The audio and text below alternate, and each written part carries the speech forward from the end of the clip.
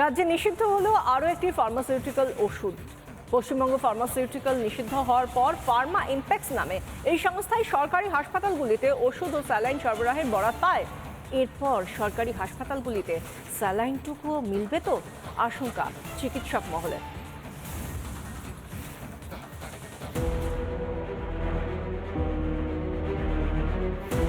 মেদিনীপুর মেডিকেলে প্রসূতির পর স্যালাইন বিতর্কে বন্ধ করে দেওয়া হয় স্যালাইন সরবরাহকারী সংস্থা পশ্চিমবঙ্গ ফার্মাসিউটিক্যাল।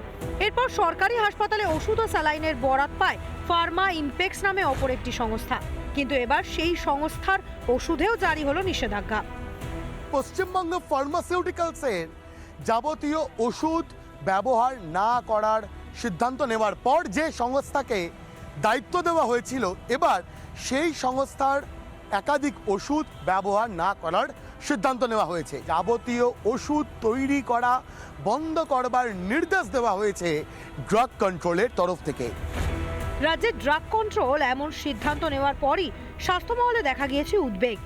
এরপর সরকারি হাসপাতালে প্রয়োজনীয় ওষুধপত্র ও স্যালাইনের ঘাটতি দেখা দেবে না তো?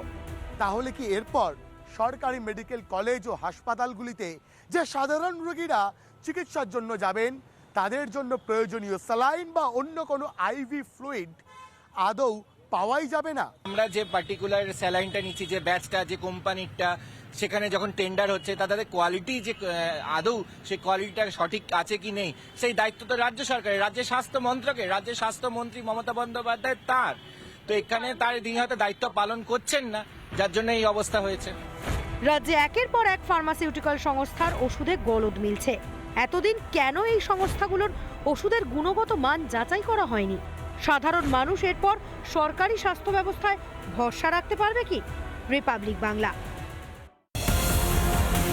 2025-এর সবচেয়ে বড় বাজেট। কিসের দাম কমবে, কিসের দাম বাড়বে? সকাল থেকে রিপাবলিক বাংলার সাথে দেখুন সবচেয়ে বড় বাজেটের কভারেজ। বাজেট 2025 রিপাবলিক বাংলার সাথে। নানা ধরনের কন্টেন্ট দেখার জন্য লাইক করুন, শেয়ার করুন আমাদের ফেসবুক পেজ, সাবস্ক্রাইব করুন আমাদের ইউটিউব চ্যানেল। পাশাপাশি অন্যান্য ব্রেকিং নিউজের জন্য অবশ্যই চোখ রাখুন রিপাবলিক বাংলায়।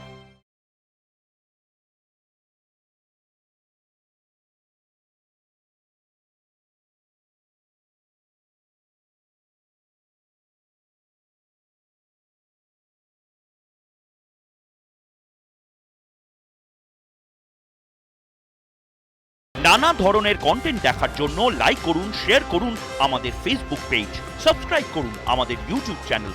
পাশাপাশি অন্যান্য ব্রেকিং নিউজের জন্য অবশ্যই চোখ রাখুন রিপাবলিক বাংলায়।